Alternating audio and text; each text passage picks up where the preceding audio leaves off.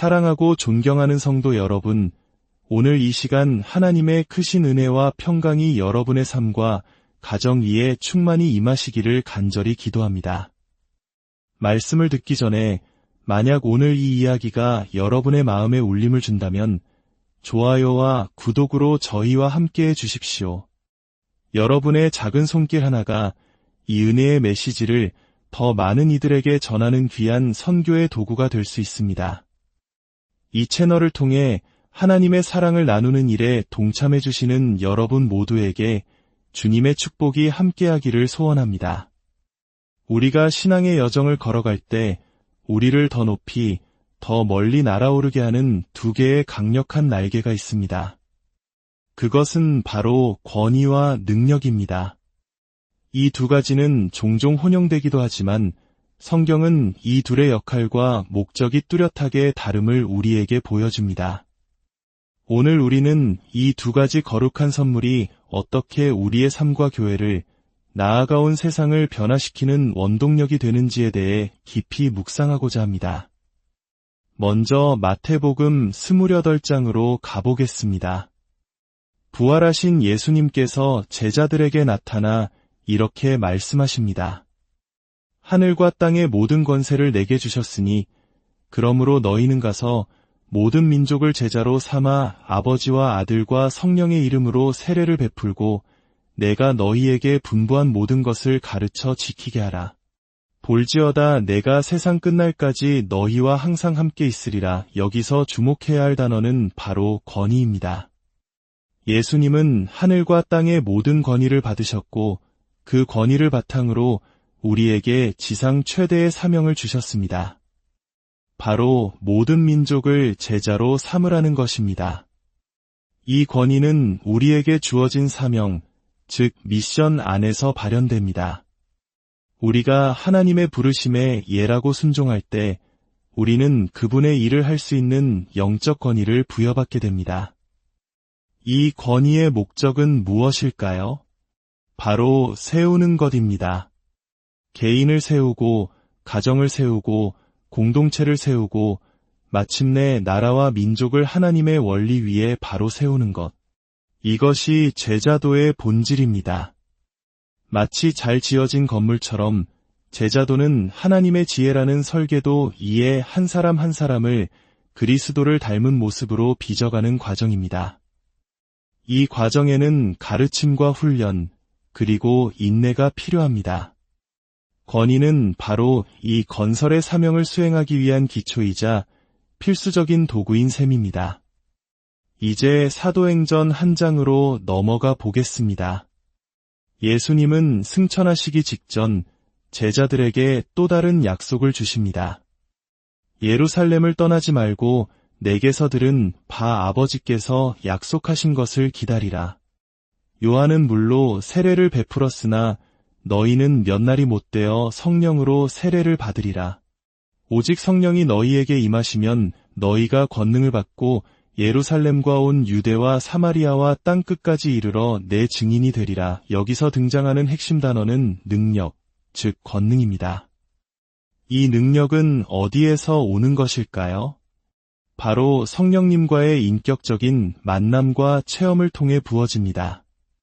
제자들은 이미 예수님으로부터 모든 민족을 제자 삼으라는 권위를 부여받았지만 예수님은 그들이 능력을 덧입기까지 기다리라고 명령하셨습니다.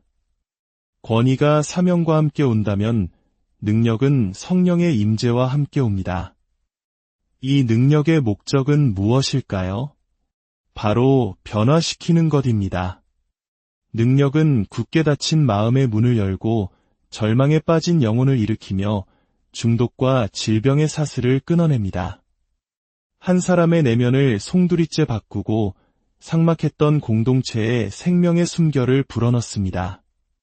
부흥은 바로 이 능력에서 시작됩니다. 능력은 하나님의 살아계심을 눈에 보이게 드러내는 통로이며 복음의 폭발적인 힘을 증명하는 실체입니다. 정리하자면 권위는 세우고 능력은 변화시킵니다. 마치 자동차의 엔진과 차체가 함께 있어야 완전한 자동차가 되듯 우리의 신앙 여정에도 권위와 능력이 모두 필요합니다. 능력으로 변화된 영혼들이 권위 아래서 제자도로 잘 세워질 때 비로소 건강하고 지속 가능한 신앙 공동체가 탄생하는 것입니다. 하지만 우리는 종종 능력의 한 측면, 즉 기적에만 집중하는 경향이 있습니다. 암을 치유하고 귀신을 쫓아내며 놀라운 이적을 행하는 것. 물론 이 모든 것은 성령의 능력이 나타나는 귀한 역사입니다. 그러나 사도행전이 우리에게 보여주는 능력의 가장 중요한 기능 중 하나는 바로 인내할 수 있는 힘입니다. 초대교회 성도들은 우리가 상상하기 힘든 핍박과 고난을 마주해야 했습니다. 그들은 매를 맞고 감옥에 갇히고 순교를 당했습니다. 무엇이 그들로 하여금 그 모든 시련을 견뎌내게 했을까요? 바로 성령께서 주시는 세상을 이기는 능력이었습니다. 그들은 불의 세례를 통해 세상의 다른 모든 선택지들이 사라지고 오직 주님의 뜻을 따르는 것만이 유일한 길임을 깨닫게 되었습니다. 고난 속에서 그들의 믿음은 더욱 단단해졌고 복음은 더욱 힘있게 퍼져나갔습니다. 이것은 오늘날 우리에게도 동일하게 적용됩니다. 많은 한국의 성도님들이 일제강점기와 6.25 전쟁이라는 잿더미 속에서 신앙을 지켜냈던 것을 기억합니다. 먹을 것이 없고 내일의 희망조차 보이지 않던 그 시절, 그분들을 일으켜 세운 것은 인간의 의지가 아니었습니다. 바로 하늘로부터 부어지는 성령의 능력이었습니다. 그 능력은 고난을 견디게 하고 절망 속에서도 찬송하게 하며 원수까지도 사랑하게 만드는 힘이었습니다. 사도행전에서 우리는 위대한 능력의 사이클을 목격합니다. 성령의 부어주심이 있으면 구원받는 영혼의 더해짐이 따르고 곧이어 세상의 핍박이 찾아옵니다. 이 사이클은 계속해서 반복됩니다.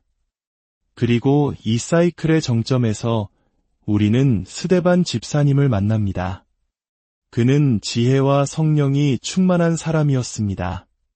그는 복음을 전하다가 성난 군중의 돌에 맞아 순교합니다.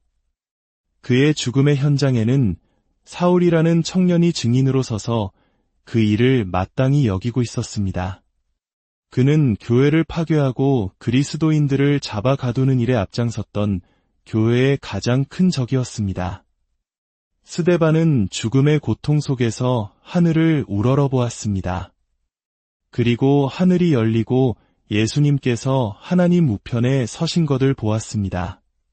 성경의 다른 곳에서는 예수님께서 보좌에 앉아 계신다고 기록하지만 바로 이 순간 교회의 첫 순교자를 맞이하기 위해 주님은 친히 자리에서 일어서셨던 것입니다. 그 영광스러운 광경을 목도한 스데반은 마지막 숨을 거두며 이렇게 기도합니다. 주여, 이 죄를 그들에게 돌리지 마옵소서. 이것은 단순한 용서의 기도가 아니었습니다. 자신을 죽이는 원수들을 향한 희생적인 사랑의 중보기도였습니다. 바로 그 자리에 있던 사울을 포함한 모든 이들을 향한 기도였습니다. 어떻게 이런 기도가 가능했을까요? 인간의 힘으로는 불가능합니다. 이것이 바로 성령의 능력입니다. 최악의 순간, 가장 큰 고통의 순간에 원수를 위해 기도할 수 있는 힘. 이것이 세상을 변화시키는 능력의 본질입니다. 그리고 놀라운 일이 일어납니다. 스데반의 순교 이후 교회를 박해하러 다메섹으로 가던 사울이 길 위에서 부활하신 예수님을 만납니다. 교회의 가장 큰 핍박자가 이방인을 위한 가장 위대한 사도로 변화되는 역사적인 순간입니다. 스데반의 희생적인 기도가 하늘에 상달되어 가장 강력한 원수였던 사울을 변화시키는 열매를 맺은 것입니다. 이 사건을 기점으로 교회는 새로운 국면을 맞이합니다. 사도행전 9장 31절은 이렇게 기록합니다. 그리하여 온 유대와 갈릴리와 사마리아 교회가 평안하여 든든히 서가고 주를 경외함과 성령의 위로로 진행하여 수가 더 많아지니라. 이전까지는 핍박 속에서 영혼들이 더해지는 수준이었다면 이제는 평안 속에서 교회가 곱하여지는, 즉 폭발적으로 번성하는 단계로 들어서게 됩니다. 이것이 우리에게 무엇을 말해줍니까? 우리의 삶에서 마주하는 가장 힘든 순간, 최악의 위기가 어떻게 다루어지느냐에 따라 그것은 우리 삶의 가장 위대한 전환점이 될 수 있다는 것입니다. 성령의 능력으로 고난을 인내하고 심지어 원수를 위해 기도할 때 하나님께서는 덧셈의 역사를 곱셈의 역사로 바꾸시는 분입니다. 예수님께서는 우리에게 이웃을 제자 삼으라고 말씀하지 않으셨습니다. 모든 민족, 즉 열방을 제자 삼으라고 하셨습니다.